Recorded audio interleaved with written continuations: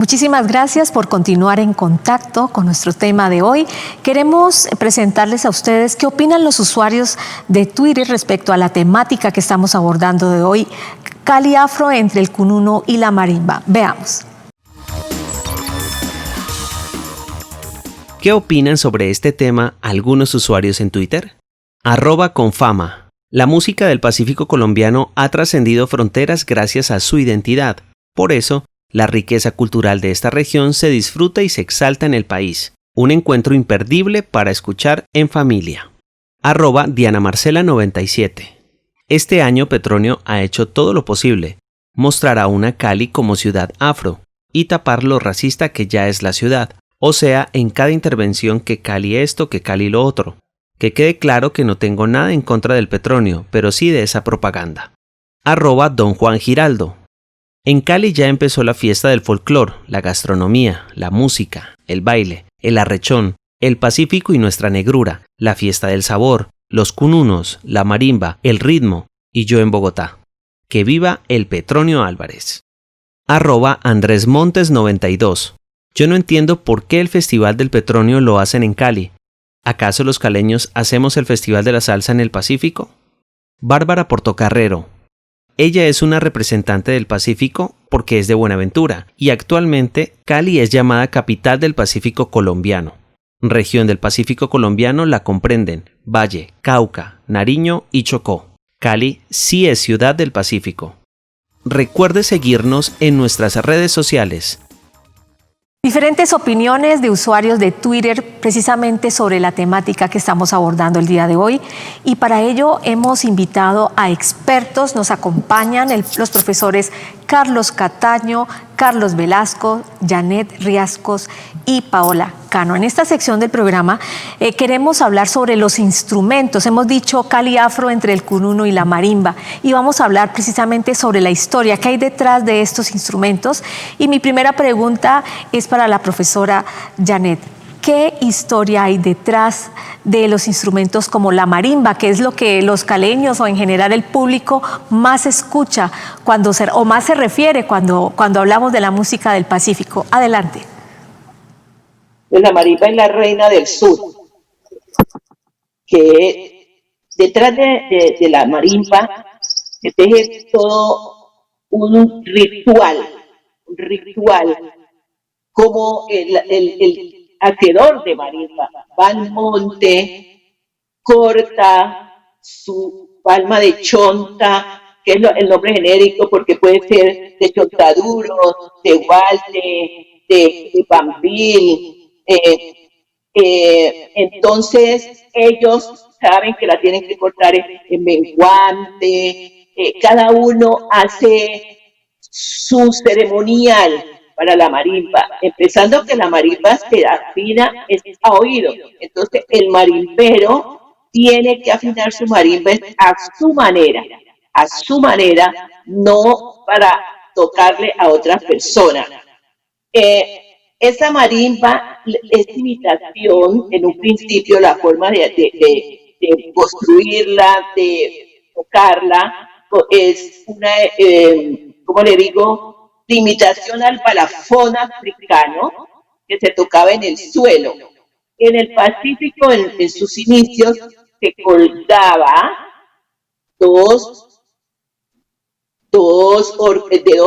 del horcón para empezarla a tocar en las casas. Luego, para la comodidad, se le ha hecho ya como un espacio para trabajarla en el suelo, colocarla sobre un trípode de madera y poder tocar. Todavía en el Petronio hay agrupaciones que para tratar de tener toda esa autenticidad, la tocan y traen su armadura y la cuelgan. Esa marimba es donde reúne ese sonido de la selva y ese querer mostrar que la selva es la que nos une. Si la selva nuestra se acaba, nuestras músicas también se acaban. Por eso, el que corta una mata de chontaduro tiene que sembrar otras 4 o 5 matas de chontaduro para que se pueda tener una continuidad de la elaboración de nuestros instrumentos, lo mismo que para el cununo y el bombo, que viene también de la madera, y la balsa, se tiene que trabajar. Para trabajar la parte de los parches que se le tiene a los instrumentos que se hacen de guatín, de varios, incluso se hacen del cuero de la vaca. Entonces nosotros tenemos que hacer un llamado a preservar toda nuestra naturaleza que se está destruyendo. El músico ama su instrumento, esa es como su esposa. No permite, como se dice en nuestro dialecto, el sobajeo con su instrumento. Hay músicos celosísimos con ese instrumento. Ahora, la forma de interpretar esos instrumentos varía de acuerdo a las subregiones. Por ejemplo, en Guapi, el mismo ritmo del bambuco viejo, porque allá se toca más el bambuco viejo y no el currulado, es muy lento. Yo digo que esa lentitud, esa majestuosidad se da porque el río sube en determinada hora, y vuelve y baja hacia el mar, porque el río Guapi está en la desembocadura del mar, es un afluente y está a media hora del mar, entonces sube el agua igual que el mar, entonces esto se da muy lento. En cambio, en las regiones donde el río es más rápido, hay corriente, entonces su música también. Entonces, el entorno geográfico influye en la interpretación musical. Muy bien. La selva que nos une, un instrumento que se acopla al que está tocando. Pero, profesor Velasco, eso no sucede de igual manera con los violines, ¿verdad? Cuéntenos un poco sobre los orígenes de los violines. Bueno, para hablar de los orígenes, quiero hacer una aclaración primero.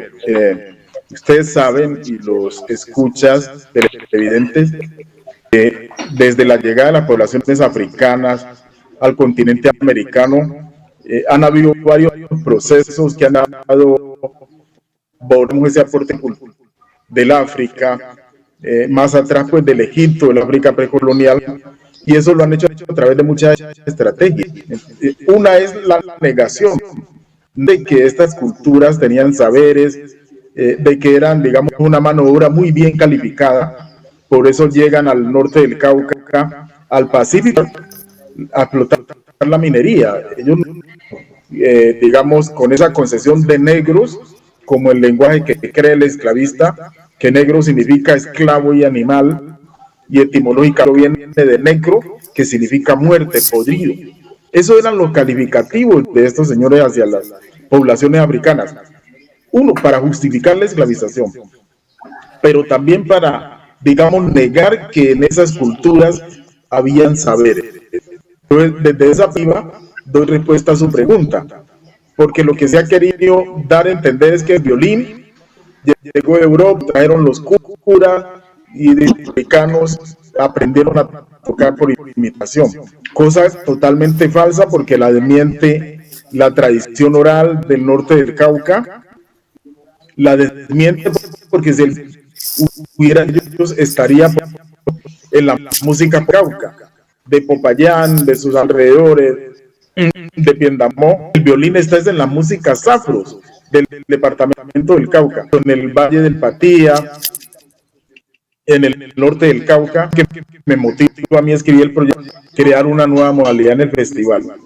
Lo que se recoge de la tradición oral en Buenos Aires, en la hacienda Catalina Teta, es que se fabricó primero el violín de Guadua en la hacienda Catalina Teta de Buenos Aires. Luego ese violín se viene por la antigua carretera que comunica Buenos Aires con Santander, Quilichao, poblaciones como Ardovela, San Antonio, Dominguillo, Quinamayo.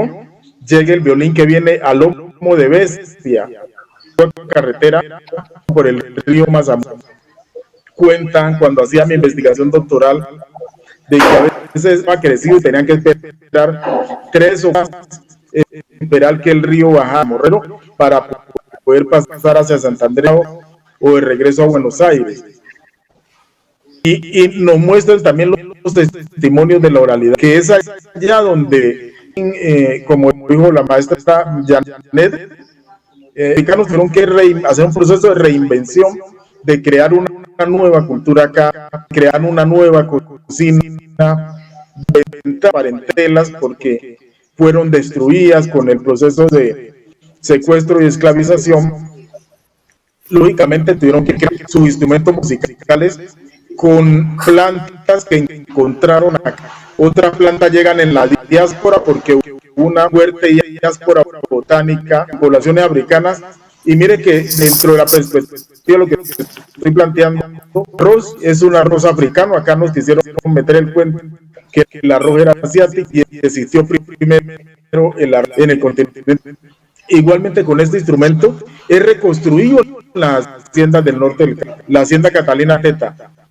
Y lo que nos cuenta es que cuando un sacerdote observa la majestuosidad con que los africanos especialmente tañían el violín de Guadua, es cuando ellos ya traen el violín europeo, que llega mucho después que el violín, digamos el violín que se reconstruye en la hacienda de... Pues es lo que he recogido de la tradición y soportado y parado más desde esas, digamos, posiciones que nos han envilecido, como el racismo, como la negación de la humanidad, la negación de una unidad de esas poblaciones africanas que llegaron acá. Hay un testimonio también de una esclavizada. Ella relata que no había cosa más hermosa que la música de violín. Y hay un elemento también que tiene que ver y que es la forma como cogen el violín. Ustedes pueden observar en el festival que el violín no se lo ponen acá en la parte del mentón, sino que el violín va en la parte de abajo, porque el violín de Guadua tradicionalmente se ubica en la parte de abajo, y así ellos tengan un violín europeo, lo siguen tratando y cogiendo como el violín de Guadua. Por eso la importancia del festival nos ayuda a reafirmar y sobre todo a estimular a las asociaciones de violín a conservar su violín de Guadua. Hoy es un luthier muy importante que es el maestro Luis Ofradi Quilichao, que está haciendo uno de los violines en Guadua y ya nos está exportando a varios países. Muy bien, profesora Cano, sabemos sin duda Cali es el epicentro también de la cultura del Pacífico, pero explíquenos un poco qué ha hecho que Cali, digamos, sea la convergencia de la migración de población del Pacífico y no se hayan ido a otras ciudades. ¿Cómo se ha dado esto, profesora? Adelante. Pues, a ver, allí habría que mirarlo pues con detenimiento, ¿no? Porque sí hay población del Pacífico en otras ciudades, sí, podemos encontrar población del Pacífico pues, a lo largo y ancho del país. Con mayores concentraciones, sí, en ciertas, y Cali particularmente con la mayor concentración de poblantes de esta zona. Y eso se configura básicamente pues por la ubicación estratégica que tiene la ciudad. Si pensamos en todos los procesos de esclavitud y la ubicación de las minas, por ejemplo, ¿sí? Justamente Cali estaba como en el paso de salida de todo eso que se extraía de esa región, por la configuración también en términos de que es la puerta de entrada al interior del país. Entonces, creo que hay varias conexiones aquí, que ubicación geográfica han determinado pues que sea una influencia importante. ese marco, pues entonces reconocer que hay mayor concentración de esa población justamente digamos, por esa característica y por unas distintas obligatorias que se han dado a lo largo de la historia que también se rastrean en varios estudios históricos y sociológicos, cómo fue llegando esa población a la ciudad y digamos que una de las más fuertes, pensando ya que la misma configuración de la ciudad en términos históricos era una ciudad que estaba rodeada de haciendas, ¿cierto? La característica era que la mano de obra fundamentalmente fue población afro, pero posteriormente, para los años 40, con el ferrocarril, en la función del ferrocarril y todo este tema, pues eso hace que haya una fuerte migración de obra. Posteriormente, en los años 70, un desastre natural en la región, pues hace que haya otra oleada fuerte de migración. En los años 80, casi 90 también, pues significó ese proceso de violencia fuerte en la región y de desplazó. Eso genera otra oleada, y digamos las recientes que tienen que ver, que bueno, en todo este marco uno tendría que decir que esas oleadas migratorias responden a distintas, entre esas pues los procesos asociados a la educación, por cuestiones de salud, porque la infraestructura, bien lo sabemos, la región del Pacífico colombiano ha sido una región altamente explotada por los gobiernos nacionales, pero poco desarrollada, digamos, en términos de infraestructura de salud, educativa, ¿cierto? Entonces eso hace que haya unos procesos asociados también en la migración a resolver esto y a mejorar las condiciones de vida, lo así de las poblaciones que fueron saliendo, por lo laboral, por lo educativo, y bueno, pues por lo que tiene que ver con cuestiones de violencia también. Entonces hace que Cali se vuelva un epicentro importante. En las entrevistas que yo he hecho, y es una cosa muy bella, que encuentro con migrantes que llevan largos años aquí, hablan de si se reconoce que hay unas prácticas muy fuertes asociadas al racismo y demás en la misma ciudad, también se reconoce que Cali les resulta siendo un espacio geográfico muy amable, ¿sí? En el cual se identifican con el clima, muchas de las formas que digamos, y pienso yo, con las formas expresivas que se dan, en las cuales los migrantes tienen una alta impronta, poblaciones migrantes no solamente del Pacífico, sino por ejemplo de Cali es una ciudad pues con una diversidad amplísima en términos culturales, y bien lo dicen, pues el número extenso de colonias de migrantes que hay de diferentes regiones del país, ¿no? Entonces, creo que eso configura muchas condiciones posibles que se haya dado esa alta concentración en la ciudad y que, bueno, que nos hace justamente sentirnos muy honrados a los caleños de hacer parte de esa impronta del Pacífico aquí, ¿no? Profesor Cataño, nos gustaría que nos comentara un poco sobre su tesis doctoral, que es sobre las formas de apropiación y resignificación de identidades culturales derivadas del baile de la salsa en Cali. ¿Nos podría compartir algunos de los hallazgos de su investigación? Bueno, en principio creo que decir que identidad tiene que ver con dos cosas al mismo tiempo, con la manera en que yo me reconozco en relación con un colectivo y con la manera en que varios, bien sea el colectivo mediante sus discursos institucionales o no, o bien sea los individuos de ese colectivo, me reconocen a mí. Y cuando entonces empezamos a hablar del discurso identitario, Cali, capital mundial de la salsa, Cali, la ciudad de los mejores bailarines del mundo, Cali, la ciudad de los salseros, ese tipo de discursos poco a poco empieza a ser manejado por todos los caleños, digamos, en los distintos niveles de relación que se tienen con él. Me explico. Los bailarines de las escuelas de salsa hoy en día son muy conscientes de que hay un interés muy claro de distintos entes gubernamentales distintas organizaciones de espectáculo comerciales y a distintos niveles, local, regional, nacional, que han estado muy interesados en posicionar a la ciudad como capital mundial de la salsa. Y ellos empiezan también, de manera consciente, a analizar qué rol juegan dentro de ese discurso y también a posicionarse estratégicamente dentro de él. Pero en otros niveles, que digamos que no son tan conscientes, hay toda una historia que los ata a ellos como bailarines, al barrio popular, a ciertas tradiciones familiares, a ciertas relaciones con sus vecinos, con sus amigos, con los lugares, incluso con los mismos medios de comunicación, en los cuales también ese discurso comienza a funcionar. O sea que lo que tenemos es que gran parte de como ellos se consideran a sí mismos como artistas, como caleños o como personas, está en múltiples niveles impactado por ese discurso identitario de la salsa en la ciudad.